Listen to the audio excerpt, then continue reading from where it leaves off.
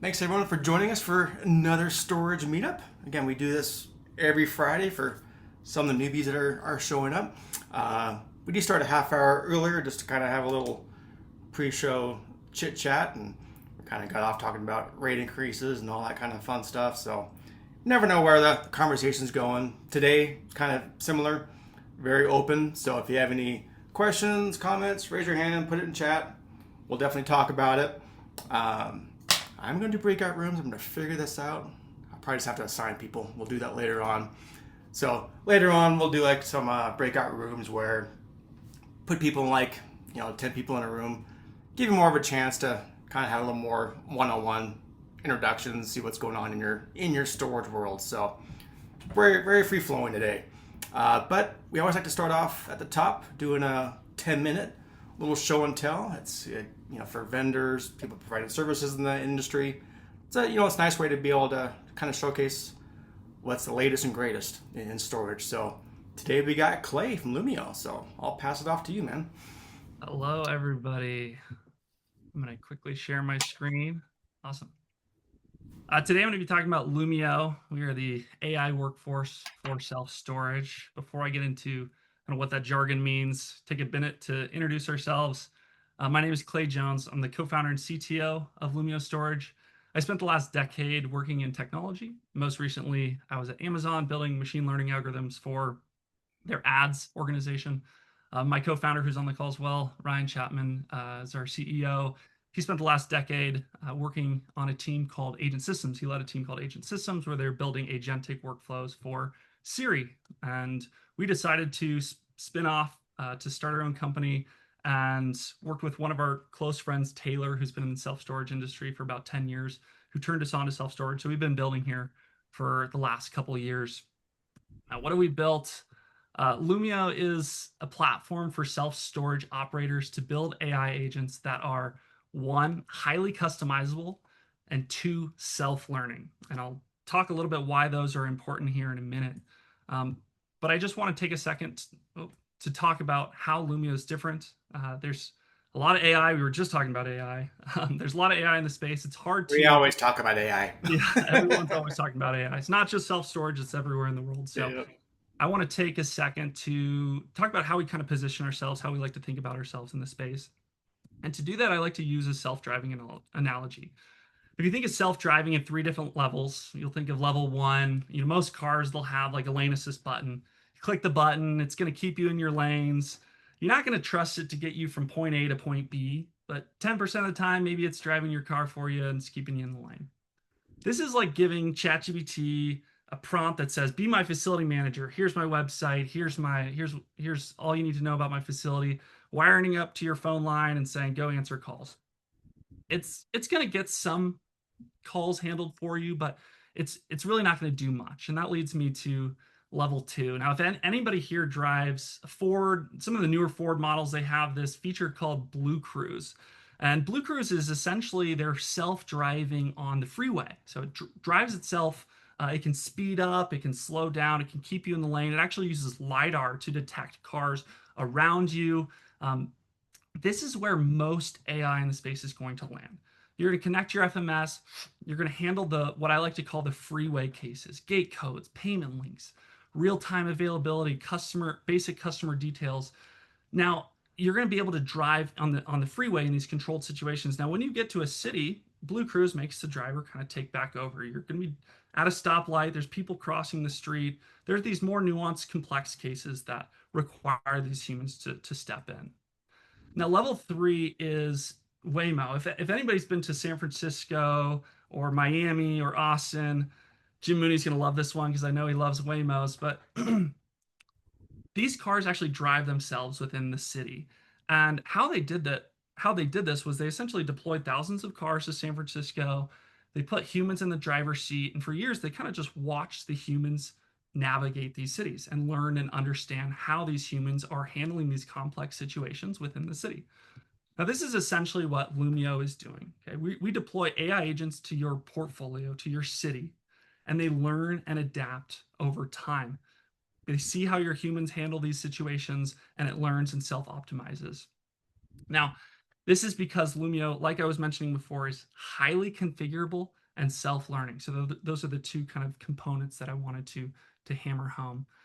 Now, before we go forward, we only have 10 minutes, so I want to make sure that we show a demo because everybody wants to see kind of what these agents sound like, what they feel like. So I'm going to play a call. It's on 1.5 speed. It's going to feel really fast. We got 10 minutes, so here we go. Hi, come back to this call may be recorded. How can I help today? Yeah, I just had a voicemail and a text message saying that I was delinquent, but you guys automatically take the money out of my account. So I don't know how I'm delinquent. I understand your concern. Let me look into that for you. I'm looking at your account right now. I can see you have two active units with us. Can you tell me which unit the delinquency notice was about? Or do you know the amount they mentioned? It says J07 for $10.18. Got it. I see that charge on unit J07. That's a $10.18 protection plan charge that's showing as past due from February 10th. Here's what happened. The protection plan fee gets added when we don't have a current proof of your insurance on file. Once you provide your insurance documentation through the tenant portal, the $10.18 fee will be removed and won't charge going forward. Do you have your insurance information handy that you can upload to the portal, or would you prefer to email it to us at... I'll have to call my insurance company to get a copy of it. That sounds good. I think that's what I had to do last time. That makes sense. Once you get that from your insurance company, you can upload it directly to the tenant portal or email it to me. As soon as we receive Is J07, can you tell me if that's my unit with my camper or my unit with like actual belongings? Looking at your account, unit J07 is a 12 by 30 foot uncovered parking space. So that would be your vehicle. That's my camper. Okay. Your other active unit is I-28, which is a 12 by 32 foot space. I can do my camper storage without calling. I got my camper insurance. Okay, so I just need to upload that. Exactly. Just upload your insurance to the tenant portal when you get a copy from your insurance company. Once we have that, perfect. The fee will be removed. Is there anything else I can help with today? That's it. Thanks. All right. So a lot happened on this call. Of course, you heard the AI agents reference this customer's units. It was able to pull up the specific charge, pull information from the FMS. It recognized that customer. But really the important piece that I want to take away from this call is the fact that the agent knew how to resolve this customer's issues based on the operator's how this operator typically handles this issue. So, we've been driving with this operator for a while, and the agent's been learning and adapting to understand how we handle these types of charge resolutions. Now, under the hood, I want to show you how Lumio agents are configured. Now, there's so much that goes into Lumio. There's a million tabs here in our dashboard. There's a lot of different features, but today I'm going to focus on skills. Now, skills it's very common practice in AI agent world where, if a customer calls in and they say, hey, I have a question about my bill, we might invoke the billing skill. And the billing skill is going to tell the agent, how do we handle billing type calls? Customer might call in and say, hey, I'm looking to move out. How do we handle move out type calls? It's going to invoke the move out skill. So I'm going to just show you quickly how we're going to build a move out skill that's custom to my particular SOP. You can imagine taking your own move out SOP and how you typically handle move outs. I say that we have a 10-day notice, that we need to email the staff. I even say we want to tell the customer to write their favorite musician's name on a piece of paper and tape it to the door, just to show how granular we can get. What the agent should do, I actually want the agent to schedule the move out in the FMS and ask the customer why they're moving out. And if the customer has issues or needs something the AI doesn't know how to handle, transfer to the team.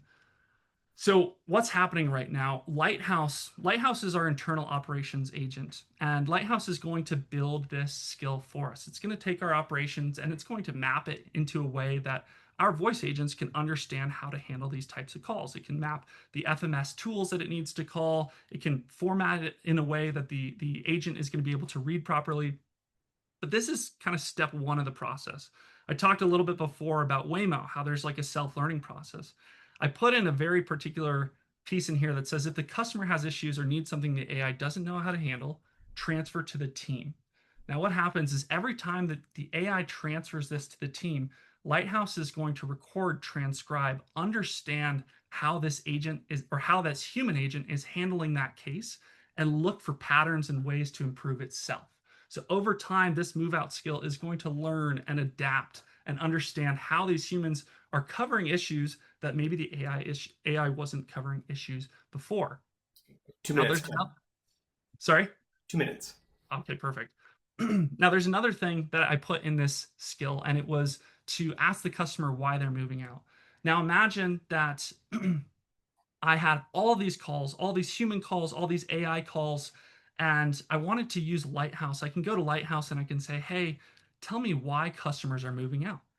AI has taken all these calls, it's understood the intent from customers, and it can start splicing up, hey, you have, move outs in this region because there's a school that just moved in back on campus, or maybe you had rate increases and customers are moving out because they found another unit that was at a lower rate. So you can use Lighthouse to start answering some of these questions that you were maybe not able to answer before. So there's a lot of stuff here in Lumio. If you're interested, you want to learn more about how we deploy AI agents into self-storage operations, I put my email here. I'll put a demo link in the chat. I also just love to talk about AI. This is what we do for our work. Everything we do within our company is AI native.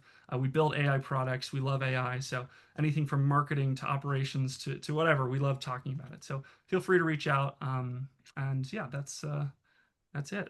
Yeah, that's great. Thank you.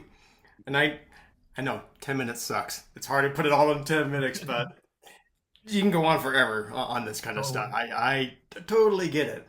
I'll just cut off because I know people are going to ask this question. Softwares that you work with. Yeah, basically all of them. We've got SiteLink, Storable, Monument, Tenant Inc., SSM. I'm definitely missing some. Storganize. We've got an integration slated with Cubby coming up here. So basically all of them. Oh, that's what matters. There you go. Perfect. Yeah, and then you can put your stuff in the chat as well. People can reach out and book a time. Awesome. Well, thank you for doing that. It's again, we could talk about AI all day long, and sometimes we do. And this kind of stuff. It's just crazy how much it's literally just. I've seen a jump. It seems like about 3 months ago, and about 6 months prior to that, there was just like these leaps of just how it talks and converses. I mean, you can't tell the difference anymore if it's an AI voice or a human person. It's nuts. Yeah. Most customers don't really know whether it's AI or not. So we choose to disclose that based on the operator's preferences. But And then it's almost getting to the point now. It's like they don't know or they don't care anymore. As long as they're getting the questions answered, that's all yeah, that matters, right? they care about exactly. They're used to the old IVR menus where they're just 0 0 0 0 speak to human. No, They can't no, do they anything. exactly. So that's I've talked to a few owners that have kind of been the I'm not the AI guy, and it's like, are you a better customer service guy? And that's kind of what I come back with when we had that discussion because I swear, more often than not, the AI is better at customer service than the average person talking. So I don't know. I'm all for it. So I'm glad you guys are out there. You're making a big splash. Have you guys been doing like the trade show circuit and all that too? Yeah, we've been at all of them. Yeah, Ryan was actually just in Chicago a couple days ago. Yeah. So, yeah. Yeah, just in Chicago and did an AI panel in DC before that 2 weeks. So yeah, we've been at most of them. So yeah, feel free to come by and stop by our booth Nice. Who else was at that show? Curious. Who all in went? Chicago Yeah, or Chicago. the DC one. Either one, Yeah. actually. Just curious how the shows are going. Yeah, the Chicago one was great. CEO of Public Storage was there, kind of gave his view of, how, as a new CEO came up from, I think, being the CFO, so he was giving his vision of the company. It's a few operator panels, and yeah, I found it to be a valuable show. Same with DC. I think DC, we made a lot of good conversations and met some new folks, new operators. So yeah, we had a good time. Nice. Decent attendance at the shows? Yeah, yeah, our panel room was full, so I can't complain. That's all that matters. Yeah, yeah. You just have to have a few great conversations to make it worth it at those shows. Perfect. Yeah, Lana, I you're in Illinois. What were your thoughts? The show was great. It was actually well attended. The trade show had to be moved to a separate ballroom because we've gotten too big to all fit in one room. Oh, So really? it was a pretty well attended show. I enjoyed the I wish more people stuck around for the tech panel at the end. That was actually a pretty good panel. Wasn't that how it always goes? Like the last one, everyone kind of peters out. People are Hmm. leaving or getting their flights or whatever. And it's Oh. funny because right after this, I have a trade show committee meeting to discuss how we get people to stop leaving at the last end of the trade show. The way, I don't. Well, here we go. Seriously, Hey then. let's workshop that Hey for a then. minute. I mean, Yeah. Hey then. Jeff, I hope your team tells you the funny story from Illinois. Ask him about it. Who was there? Was Tyson It involves there? me, the other tall person. We had a tall people meetup. Tyson. Yeah. Yeah. Tyson. Tyson and I had a funny conversation. This tall people meetup. I need to. Yeah, 6 feet and over. Every So. every storage trade show is a tall person meetup, I've discovered. Mhm. Watching this vertical. It's amazing. Well, I'm definitely not invited to that. So Me either. It was Oh. funny because I actually wore heels to this trade show and just me and Tyson's heads floating around the trade show. I'm 6'8" and Tyson's like 6'5". I don't know, naturally. So it's just our heads moving around a sea of people. yeah, well, proud midget at 5'1", everyone. So I'm just gonna roll with it. I'm only naturally 6'2". I was wearing my stilts that day, so I mean, what are your thoughts of keeping people around so they're not leaving the last thing? it's hard. Yeah. Yeah, well, It's- Yeah, what well, can I we just do to keep you I guys just in muted sync? my. Oh, sorry. I always thought that it should be, you shouldn't end with a speaker, you shouldn't end with a panel. You should end with like a meetup mixer to discuss how the show went. At the very end to have that We did. kind of a go up You know, at they the very left end. during the education session and then they came back for the drinks. Okay. Well, Well- there's my bright idea. I'm dumb. That's all I got. I know. This was the first time at NISA where we didn't have a mass exodus before the last one. The last speaking group was a panel. It was like Jess Johnson, Mark from Storage Defender, and a few other people. And they were hilarious. Like it was super engaging. I don't know if it was just the topic that was enticing, but I was shocked because we have the same problem where like people just bounce. Yeah. And you're like, stay until the end. But this was the first time. But maybe it was a fluke because we've even tried like legal at the end and people will still leave, even with legal being at the end. We've moved them around to being like a full Yeah. 2 days, a day and a half, the half day the first Mhm. day, the half day the second day. But Yep. we're trying. You gotta. I've seen some comments. You gotta dangle a raffle in front of them. You gotta do a drawing at the very end to stay. Oklahoma does a raffle. We can't get Really? anybody to stay. No, no. That's crazy. They've done booth bingo to try to get people to just go to the booths and then at the very end to do raffles even. No, can't. Just, it's weird. Huh. People just leave. Yeah, and I'm learning now as an exhibitor, the second day of the trade show floor is just Dead. way less try. It's just dead. I don't get it. Like, is there not enough booths for a full day? You know what I mean? For it to be 2 separate days? I don't really know. Everybody just breezes through it in 3 hours. Yeah, it's weird. Do you guys see it in the national shows?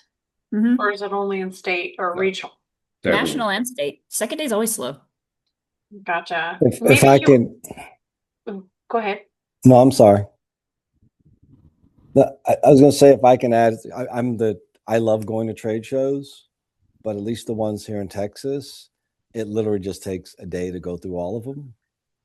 And then there's really no reason, at least from my perspective, to go back a second day. Usually, in my experience, I can get through all of the vendors in the 4 to 5 hours and talk to the ones I want to talk to and meet the new ones I want to meet. And then there's really no need for the second day, in my experience, as an attendee who likes to visit every single vendor. Yeah, that's in there Texas, for the we don't most even part. consider that a state show. Texas, the vendors, we consider that a national show. Yeah. Right. So just some insight from someone who actually likes going to the trade shows and talking to vendors. I will say for anybody on this call, I do sit on the National Vendor Committee as well as 3 state boards and do their trade show committees. Your feedback, fill out those questionnaires. Arizona, we got whopping 6 back from all of our 300 attendees. So fill them out. We need to know what you guys want and don't want and like and don't like. Yeah, it's the same in Virginia. We don't get much feedback. Yeah. So when you all We get do that, We hear them complain in public forum, but we're like, dang, we asked you and you said it was great.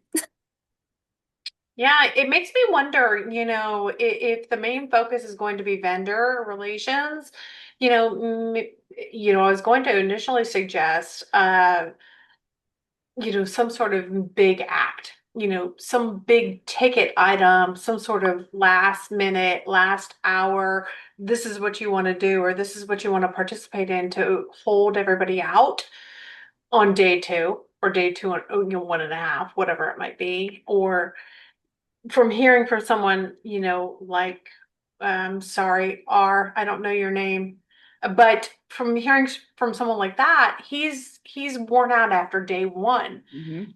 So what can we do to entice those types of individuals? Again, big ticket item that's going to be very, very worthwhile. Yep. Stopping Well, and just thinking about it. yeah. So Danielle, sorry, it's Ringe. I didn't type in my full name. And it's not so much that I'm worn out. It's just that you've seen all the vendors, right? There's no need to, at least in my case, there's no need for me to make a second sweep because I've seen or talked to. So the question that comes to mind is, should the trade show actually be 2 days? At least for the one in Texas. Should it just be, you know what, you're here, maybe they run an extra hour longer and then you're done. I kind of agree with that. I wish it was just like 4 hours long and then like that's it, we're done. Yeah, we've also been talking a lot about because the SSA does it now as well as some state shows that if you're a vendor and you're not actually having a booth, you pay the same amount that it costs to have a booth if you're going to attend per person. So with one booth, you get two humans, but with one human, you pay the price of one booth. So, and then they're talking about like, do you make a extra thing for non-exhibiting vendors who don't want a booth, but they would like the attendee list and still be able to walk around? Do they pay something different? There's all sorts of things that we're trying to work on, and we can't get vendor feedback, operator feedback. So we're always Was it looking for feedback for you guys. was it SSA that started they're hosting like tables instead of booths now or something? Did I see that recently? I don't But know. they were like, we'll let you have like cards and promo material on like a cocktail table or something for a price. I know Maybe that that was California MSM. does that. I know California does that, but I don't know about because I know for Newport and for Napa, it's a cocktail table sponsorship. Yeah, I was like, that's new. I never seen that. Mm-hmm. MSM is doing activation stations. Like we just booked our booth and they were like explaining it to me and I was like, "Oh, this is fancy, like an activation station." So that way people are drawn towards each quadrant of where your booth is. Yeah. Oh, I I love thought that that, they're coming out with new stuff for MSM. I love that they're doing it. I'm yeah. sad because I think because it's the same time as the Texas trade show, I think I'm going to Texas, so I won't be able to see the MSM one. I think I'm just gonna have to rely on my team to tell me Yeah. about it. But I'm like, dang, kind of wish I could see that one. Yeah. Well, tell It's me, gonna be what a does that great mean? experiment. What is Yeah. an activation station? I'm curious.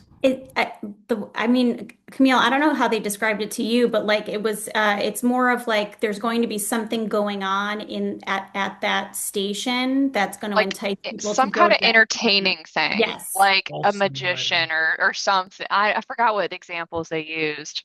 They told me golf simulator was probably going Yeah, to be golf Oh, see, simulator, that's right. see it like different things like that to try to draw people. Because I mean, I'm new to the booth space myself, so like I feel like people gravitate towards wherever, and then like booths get missed. So I thought that that was pretty fascinating. So she's like, it doesn't really matter where you get your booth, and I'm like, really? Like, are you I sure about know. I'm pretty strategic. I'm like, yeah. that? Well, I'm like, I don't want to be back by the food. She's like, yeah, but he did this intentionally, so you had to walk through all this to get to the food. And I Yeah. was like, yeah, but I don't want to be there with people eating. They're not going to want to talk to me. They're eating. I'll be curious to see how it goes. And we're doing the same, Alana. Like I'm sending JC to Texas and Mhm. I'll be at MSM and we'll see how it goes between the two. Yep. Yep. I'm curious to see how it goes. It looks neat. It does look neat. They have a great lineup of keynote speakers. And there's So a gala. You get to like wear a yeah. ball gown. Yeah. Oh, Like, I didn't realize that. It was that fancy. yeah. See, that was the part where I was like, ooh, I don't want to Something be like That was me. I'm like, I have to get dressed up. I'm gonna deck out Disney. my wedding dress and just show up. I'm just kidding. I'm that person when we go on the cruise and it's fancy night. I'm like, oh, I'm gonna order in that night. Let's just, I don't. it just makes me wonder, you guys, like what's the purpose of trade shows, right? Obviously for all of the vendors to like get their name out there. But there's a lot of operators who utilize it as a learning space, right? So that's where it comes into more than one day because the learning But comes into play. they always have the trade show during the education. And then as soon as the trade show breaks down, everybody leaves. What they should do is have the education, save the trade show for the end so that everybody can go to the trade show, make it a 1 day We've Yeah. 4 or tried that. 5 hour trade show. I've been on both sides. I've worked a booth as a vendor. It is painstakingly numbing. Yep. And, Randy, and it's Randy and I were on the circuit together for quite a few years. yeah. And And no, it's we tried that, Randy, and people didn't go to the trade show. They just left. They actually tried that for Illinois. They did that this year, where they did the trade show in the morning and then they did the education in the afternoon. Well, every operator I talked to said, I'm not fighting rush hour traffic to go to the trade show. I'm coming during the afternoon. I'm coming for lunch, and then I'm going to go home right afterwards. And we're like, oh. and the All difference right, at then. SSA and ISS doesn't feed you. Yep. And SSA feeds people inside the trade show area, so more people show up. But then they ended up in 2 rooms last year, which was ridiculous. And were you in the good room or the bad room? So Yep. I think we're in 2 rooms again this I year. think it just boils down Yeah, to for what is 5 years. What's the purpose? Well, what's and the purpose? And why do people, I mean, there's a lot of online education. So we're talking about how the natural decline in attendance for trade shows right now. And people keep saying it's consolidation, but I think it's honestly the availability of education online for free. Why travel if you don't have to? You can get it online. But I do like the in-person stuff. I like the face-to-face. I think I get more out of in-person events at these trade shows. But some people, I mean, I look at the grocery store. Who goes to the automated kiosk and who goes through the line with the humans? I'm still the human line person. I do not want to mess with that dang computer. So, And your point about paying as a vendor, the same as with a booth. There's a ton of vendors that all they do is sit up in the lounge and meet customers. They don't get a booth. They set up meetings. The brokers do it that way. A lot of the other vendors do it that way. And we always joke around that the suits are outside. yeah, 'Cause they're always they weird. say no suitcasing, but the whole thing's suitcasing. Yeah. Well, this is interesting. I mean, again, I like having these conversations, guys. So thanks for being open about it. But yeah, I don't think there's anything that's going to be like the magic wand of making it all better. Well, I mean, the word is like join your associations, be active in them. Actually tell them what you want to see and hear and do. Like they aren't scary people at the associations, but we want to give you what you want. We just need to know what you want. That was funny, Alana. I was just going to say you guys should solicit from the membership what we're looking for. Because we don't get a lot of communication about that on the flip side, right? So when I'm waiting for information from the state, I never see like, oh, it's time to submit your submissions. If you're a vendor, let us know your feedback. This is how you get involved. They say to get involved, but that communication isn't always there. It's like, what are you looking for? I can help, but if I don't know, I don't know. And so it's a challenge on that side too. I walked around the Arizona trade show last year and I made the joke, and I don't make it any secret, but I was like, listen, put in your feedback, put whatever you want. I am autistic. I don't have feelings like you. You're not going to hurt my feelings. Just be honest with me. I need to move forward. You need to help me here. I'm like, you're not going to hurt my feelings. Just please be honest. And I think got maybe back a couple more than normal, and they were honest. So I was appreciative. Help me help you, right? Yeah, I'm like, you're not going to hurt my feelings. I also think that it's one of those things where, like, to Alana's point, especially about like the Arizona show and whatnot, I always give my feedback if it's good, bad, or indifferent, because to my point, what I'm thinking is like, you guys don't know what you don't know. You guys don't know until you get your feedback. And if people have so much to complain about, but yet they've never told you what they were looking for, or, like they come back with a negative comment, whatever, about a trade show, but then you never told us what you were looking for or what you wanted or gave us feedback, but yet you still, so you guys don't know what to fix unless people tell you. So every time I get a feedback email, I'm honest about it. I mean, I think that that's the best way to fix it, because even like for us, and I've said it a million times, like a lot of times we do better at trade shows when we walk around and we don't have a booth. We're doing a Mhm. booth in obviously in Texas and in Vegas and whatnot, but sometimes those can be the most beneficial. But and unfortunately, it is almost as expensive to go and not have a booth. But I feel like um, we can get more deals that way because we have more time to spend with people versus getting a booth and then you're at the booth and then people don't always give you the information that come through the booth or whatever. But again, like associations don't know what to fix and how to be creative and how to put creative minds together unless they hear the feedback. So that's just my perspective on it. I've tried in the past. I've been on some state boards and all that, and I've tried doing this, what we're doing, within the state shows. But I want, just for the state guys, I want owners, managers, and all that. Hell, it may only be 10 people that show up. I get it. But we'll have more of a local feel. And just I could never get approval to be like, hey, let's do it. Let's test it out. So throwing it out there. Test it. Just try it. Yeah, we do our monthly meetings with our members, and it's hard. Sometimes it's like people show up, and then they don't show up, and then they ask where it was if we don't do it. Non-members, anybody. Yeah. I'm saying it should be free to everybody that's in that state. And then you sell the membership, obviously, but just to get more people on. Yep. Yeah, that's the way I would like to see it go. But no, this is great, guys. Again, going to those shows, I'm really curious to see what MSM and the show, what they're. Again, I keep trying to do something different and jazz things up, so I want to see if it has any positive effect. That's when it's all said and done. It's November, right? I'm terrible with conferences. Is that what it is? Okay, that's what I was thinking. I'm going to show you guys a couple things real quick here. Dun, dun, dun. Give me 1 second.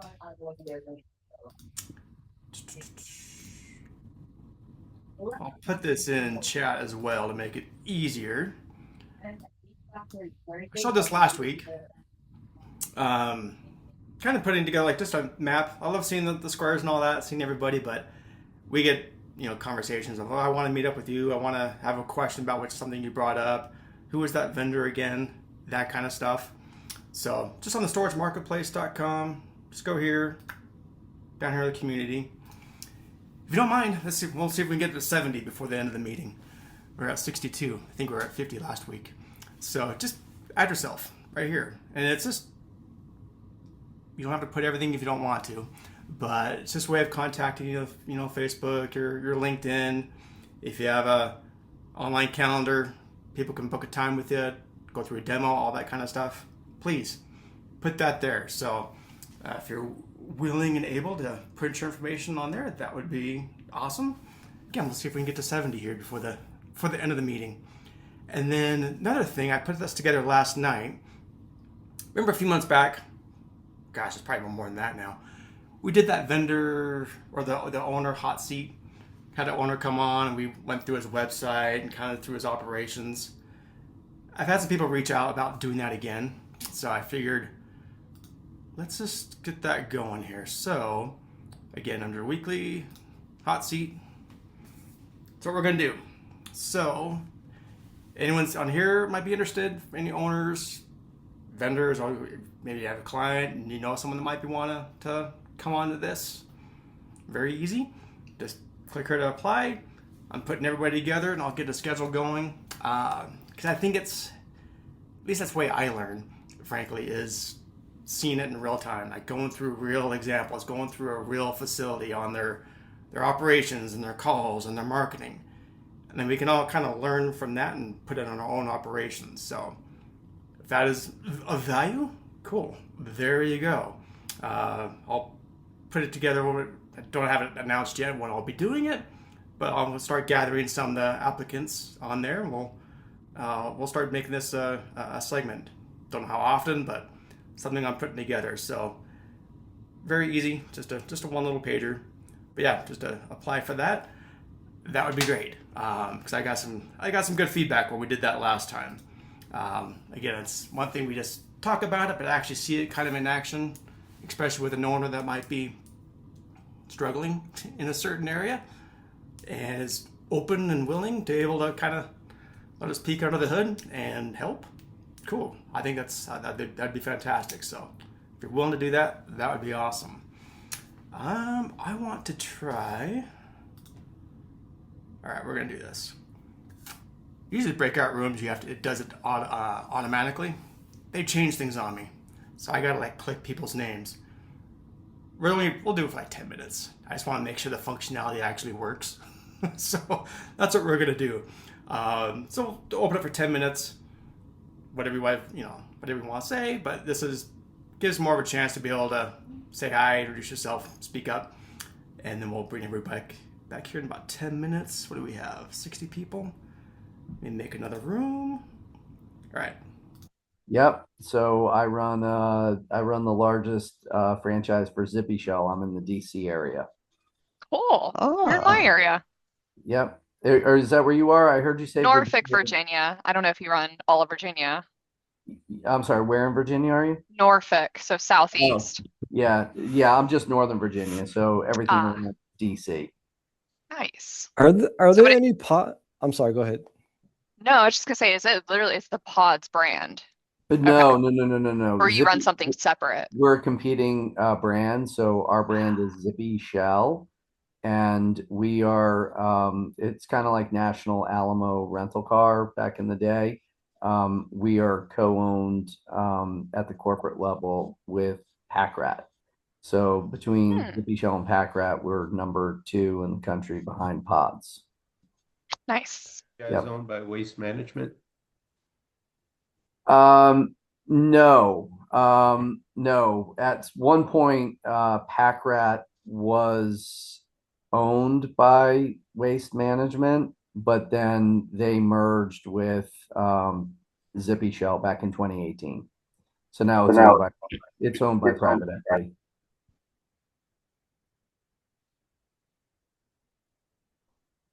I'm sorry. I didn't hear that. Do you guys with the pods offer any climate control at all? Have you guys looked at that by chance? Yeah. So if I strung a bunch of pods together, could I create a climate control? No. I mean, yeah. The units themselves are not climate controlled. That's a very small niche business, providing a climate controlled unit out at someone's property. I've seen those, but it's a very small part of the market. Most of the pods are not climate controlled. No, I assumed individuals they weren't. And the reason it came up, we were just talking about one of our facilities that our climate control is at 96%. I think there's 2 units left. I was like, if I had another 10, I could probably rent them, but I'm not going to build it. But if I had, I don't know. When you mentioned pods, it just brought to mind. I have enough space where I could probably fit another 10 pods, but could I fit them and run, AC to them to keep them climate? But anyway, I thought. Right. Yeah, I mean, it's a mod to the pod. You're obviously installing some type of HVAC unit into the, system, or if you're trying to string them together, you still have to get some kind of, conduit to each unit, I would think. But yeah, I've never done that. Okay. I think we're all back now, so that's where I'll just do it from now on, doing those breakout rooms. I just have to click buttons and everyone gets assigned, so that's how we'll do it. Hey, we're 2 people away from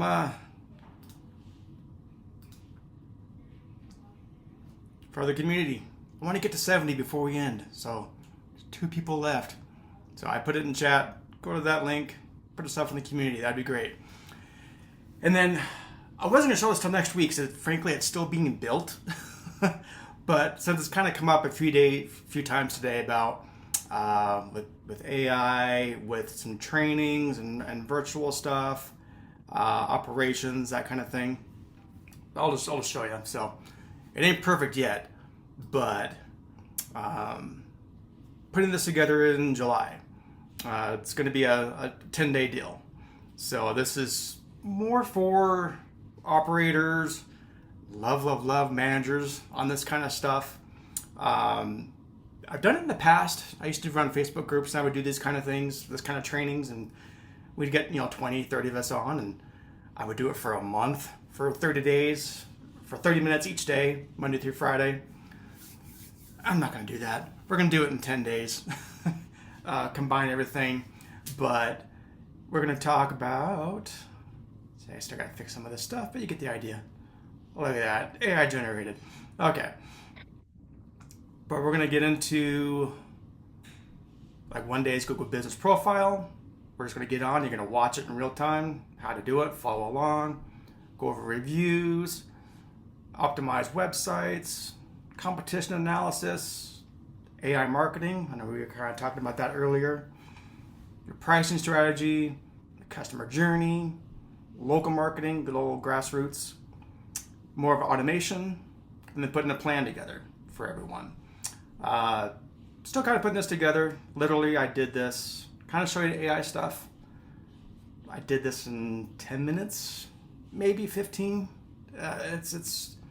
It's crazy. I'll showcase how to do this kind of stuff as well if people are curious when we start doing this challenge of making these sites. But if anyone that's curious, I will put it in chat as well. This is called the 3milechallenge.com. This should work. Let's see. Yeah, cool. That works. Okay, so links work. Still working on how to make it look pretty, but that's something else that's coming. It's very hands-on. So it's one of those things where if people want to show up, cool. We're working. We're not just going to be chatting and being like, cool, see ya. No, it's actually getting some work done. So check it out. Oh, it is that time. Top of the hour. I will let everybody go. We gotta do a selfie if you don't mind. So looks like cameras are on. On the count of 3, smile pretty. Ready? 1, 2, 3. Perfect. All right. Thanks everyone. Really appreciate you taking the time out of your day, meeting us here on this Friday. We'll see you next week. Have a great weekend. Have a great weekend, guys. Thank you. Thanks, Jim.